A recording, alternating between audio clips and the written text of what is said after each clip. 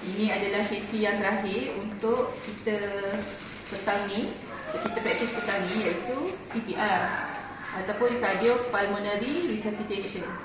So kita nak buat CPR ni, bila kita nak buat CPR? Pertama, bila kita dapati tiada pulse, maksudnya dia punya nadi tu, kita boleh check nadi kat sini dan kita boleh check nadi dia dekat tangan dia.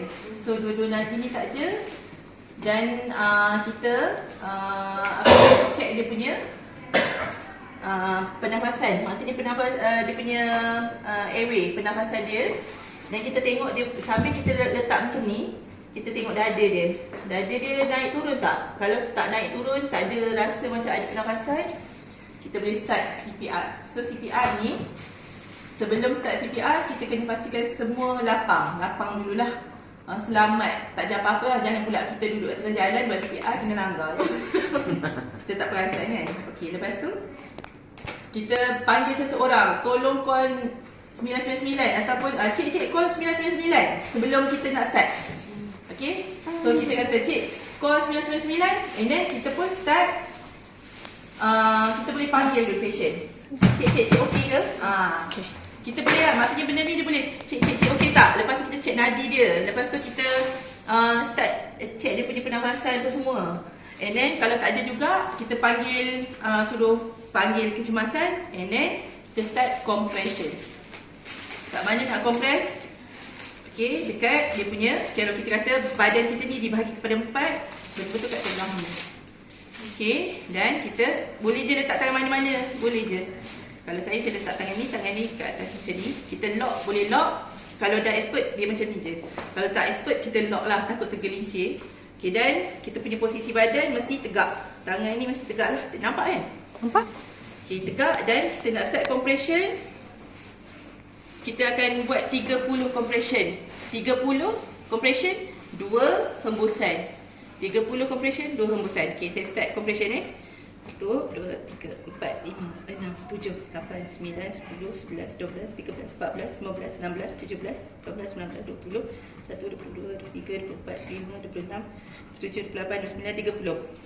Then blow. Compression ni dia mesti dalam 2.5 inci. Agak-agak lah. Kedalaman dia 2.5 inci. Nampak je macam ni. Penat tu sebenarnya. 30. Okey. Dan blow. Kau tengah kat perut. Bawah Okey. breast.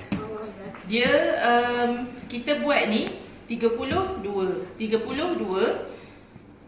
sehingga bantuan sampai. Ataupun maksimum kalau kita penat sangat 5 lah, 5 kali maksimum kita buat cycle dia. Okey? Then Kalau tak larat siapa? kalau tak larat Kalau memang kita yang kena CPR. katalah patient ni, bila kita CPR, patient dah tiba-tiba patient ada Reaction. maklum ada apa punya Reaction. tindak balas, tindak balas. Bila dia ada tindak balas, kita start dengan cik okey tak cik. And then cik bernafas macam biasa, and then kalau dia tak ada kecederaan dekat kepala ke apa, kita macam kalau boleh tinggikan sikit kepala dia dengan apa-apa benda lah, macam kain ke apa ke. Minta dia bernafas. Okey, so kita minta dia buka mata ke apa sajalah cara yang kita boleh buat untuk patient tu keep dia sedar lah, untuk memastikan tahap kesedaran dia tu stabil. So kita kena sentiasa panggil patient macam tu. Dekat mulut tadi kita nak hembus macam mana tu? Hembus ke tarik? Hembus, bukan jangan sedut. Lain hembus dengan sedut. Bagi rapat mulut baru kita hembus. Macam okey, macam ni kan? Macam ni kan? Dia buka mulut bagi rapat kita hembus. Kita sebelum kita nak hembus tu, kita mesti pastikan kepala dia dongak sikit. Bagi ruang. Hembus. Hembus, jangan sedut. Hembus. Okey. Hembus. 1, 2 macam tu. 2 kali hembus. 2 kali. Betul. Kalau dia muntah? Kalau dia muntah, pusingkan dia. Kalau dia muntah, tak payah buat CPR. Maksudnya dia dah ada tindak balas. CPR ni untuk orang yang memang terhenti, dia punya pernafasan, jantung semua dah terhenti. Kita buat. Kalau muntah, janganlah pula pergi buat. Prof, kalau dia dah mula sedar, kita boleh pusingkan dia tak? Yes, letterkan dia. Maksudnya kita terus, bila dia dah sedar, kita posisikan dia dalam posisi Mengiring. supaya apa-apa sekresi yang duduk dalam tu boleh keluar lah. Tak pergi ke paru-paru. Okey.